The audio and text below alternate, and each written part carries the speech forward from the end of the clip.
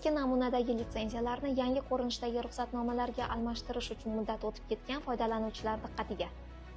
O'zbekiston Respublikasi Vazirlar Mahkamasining 2025-yil 19-iyundagi qaroriga ko'ra, yer qa'ridan foydalanish uchun eski namunadagi litsenziyalarni yangi namunadagi QR kodli ruxsatnomalarga almashtirish muddati joriy yilning 31-iyuliga qadar uzaytirildi.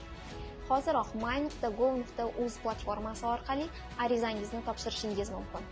Buning uchun siz my.gov.uz platformasiga kirasiz.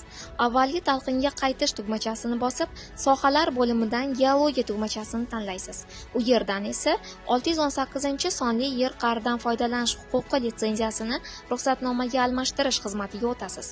So'ngra xizmatdan foydalanish tugmachasini bosib, OneID orqali elektron raqamli imzoingizni kiritib, keyingi qadamga o'tasiz.